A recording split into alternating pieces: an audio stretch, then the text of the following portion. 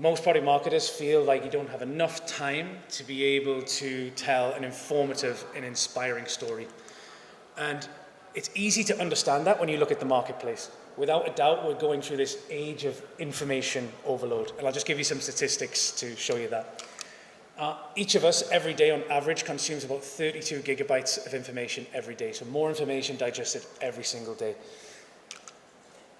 With that in mind, focus is also split. So on average, our laptops have 18 tabs open at any one time. And in my experience, product marketing skews this up a little bit. And it looks like a few guilty faces there as well. So even when you're getting your message to the person, you only have 1/18 of their attention.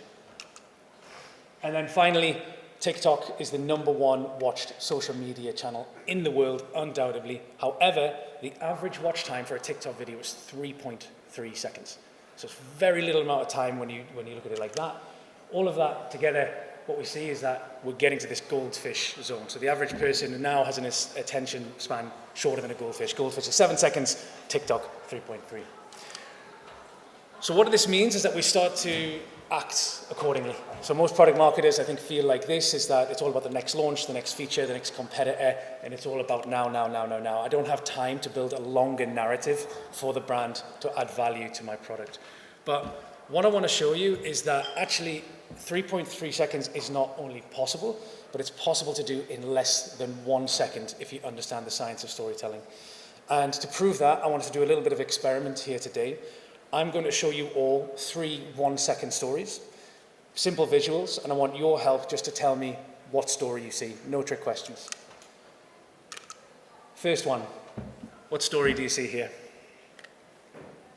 A big rat. A big rat. Okay. Interesting story. Anyone else? The cat changed his mind. The cat changed his mind. Yeah.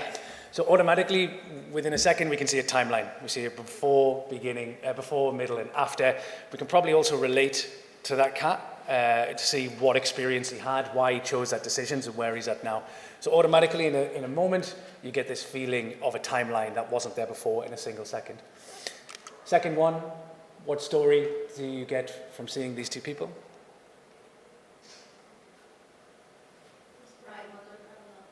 Proud mother, yeah. So not only identifying what the roles are, who the peoples are, but the emotions as well.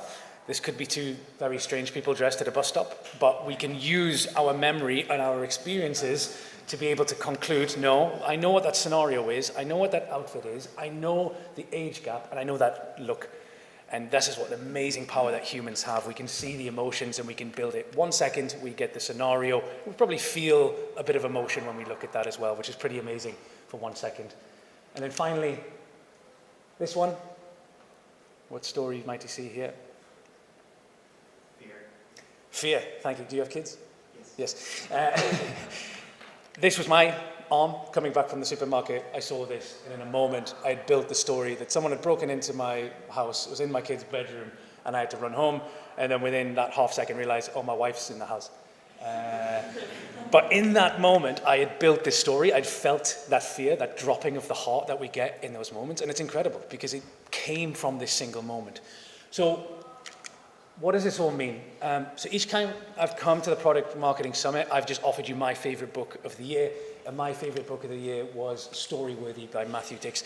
Matthew Dix is a master storyteller. He's a world champion storyteller. And I didn't know that was a thing, that you could win awards for storytelling. But Matthew Dix has won it 32 times. And so he's pretty well qualified to tell us what is at the heart of storytelling. And as he says, storytelling can be summarized as a singular moment of realization, revelation, and transformation. So it doesn't matter if it's a 1,000-page book, a 3-hour movie, or a long quarterly campaign. At the heart of every story is a single moment of realization, revelation, of transformation. So vodka. Why did I want to talk about vodka? So we're full of product marketers here whose expert is to be able to communicate value in something. Can any product marketer or alcohol enthusiast tell me how vodka brands communicate their value? Well, I mean, first, there's basically no difference between any type of vodka at a chemical level or blind taste test level. So it's all about, so they talk about filtration, source, ingredients, and then there's a lot of branding. What's in the bottle is essentially no different from any other bottle. Exactly. And what they focus on is what you kind of came to, is filtration or distillation. And I think it's either triple distilled or all of these different things. And it's really interesting because I think it's a word that product marketers should be really associated with.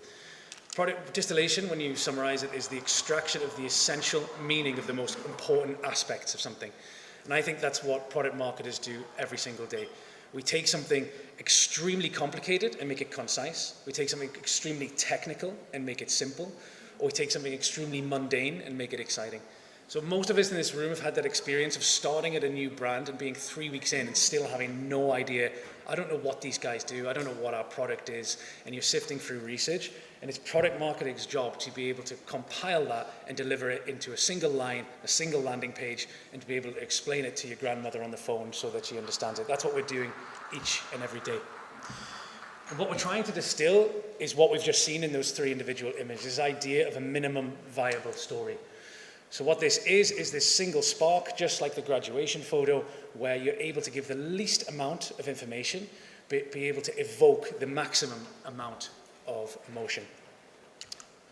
But before we can do that, we need to understand what are the ingredients that make a great story. So we know the ingredients to make a vodka, but what are the ingredients to make a great story? And for this, we can go 1,000 years into the past, into Aristotle's triangle. And this is what I teach within my course. And what I learned from all of those interviews of storytellers and all of that research I did is that storytelling is basic influencing. And influencing comes down to 3 different foundations. 1 is emotion, 2 is credibility, and 3 is logic. And the good news here is that product marketing is well positioned to do all of these better than anyone within a company. So for logic, it's all about defining the contrasts before and after your product or your reality. So if you think about every time you've ever read anything about storytelling, you might have heard of these different frameworks, the hero's journey. It does not matter which one you use. All of them are essentially the same at their core. It's order and then chaos, black and then white, light, darkness, bad, good.